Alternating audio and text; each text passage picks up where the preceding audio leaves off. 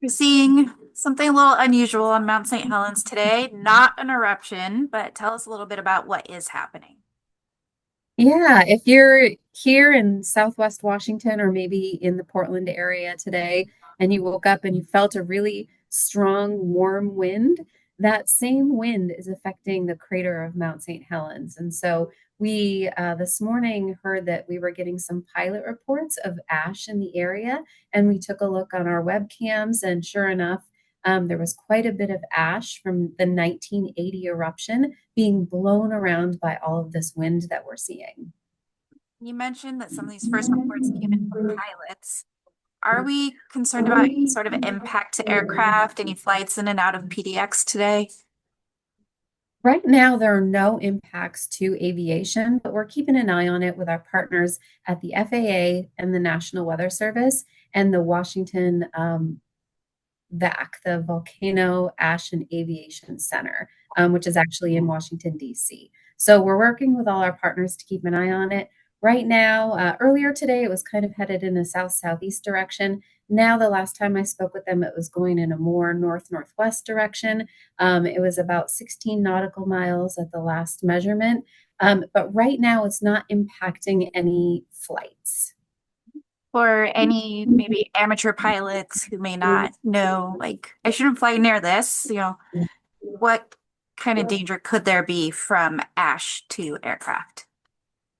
Yeah, so the issue with ash and aviation is that volcanic ash are extremely fine glass-like particles. So if they get sucked into an engine, they can actually melt and do damage to the interior of the engine, and it can even cause engines to fail. And so, if you are a small private pilot, it's good to avoid ash clouds so it doesn't do damage to your aircraft.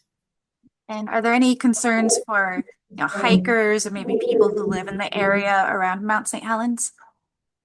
Yeah, as far as concerns for hikers or people that are in the area, right now the resuspended ash is very confined to the area inside the National Volcanic Monument. So if you were hiking on trails in the monument, in the direction that the wind was blowing, you might want to just protect your airways, and you can do that by wearing a simple medical grade mask, similar to the ones that were worn during COVID. And so if you've got one of those masks around and you're hiking in the area, you put that mask on and it'll protect your lungs from those very fine glass particles. You mentioned that this is ash from the 1980 eruptions. That was 45 years ago. Is it uncommon for ash to still get stirred up like this decades later? So yeah, the ash is from the 1980 eruption of Mount St. Helens. There is so much what we call unconsolidated material still up there, from the landslide deposit and from all of the ash that came out of the volcano during the 1980 eruption and some of the subsequent eruptions that happened right after the catastrophic eruption. And so it takes a really long time for that material to consolidate over time and turn into something different, like maybe a sedimentary rock. And right now, it's all still really loose in that dynamic system. So it still washes down the Toutle River Valley. We've got the sediment retention structure that helps catch some of that material from flowing further down the River and into the Columbia River, where they would need to dredge the sediments. So all of this fine ash is still moving around in different ways. It's just rare that we see it blow around as much as it is today, just some unique conditions going on.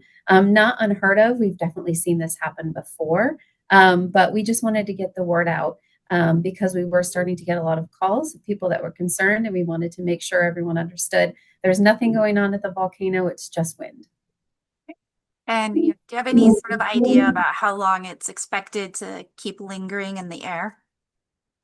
I'm not sure how long this wind event is going to last. Last time I checked the forecast, it was supposed to start calming down this afternoon, but the National Weather Service will probably be able to provide an update on that information. I would check through their website or their social media. Yeah. Is there anything else you would like to add that we haven't covered? We just updated our website, and so the webcam that had not been working, our link unfortunately was not working to the JRO cam. We've updated it, and so it's working again. And we've updated that new link on our social media accounts. So that's Facebook, X, and Instagram. And that's open for, anybody at home who wants to take a look and see what's going on up there. Exactly. You can check in and see it's a static image that updates every few minutes, and you can keep an eye on how that ash is blowing around.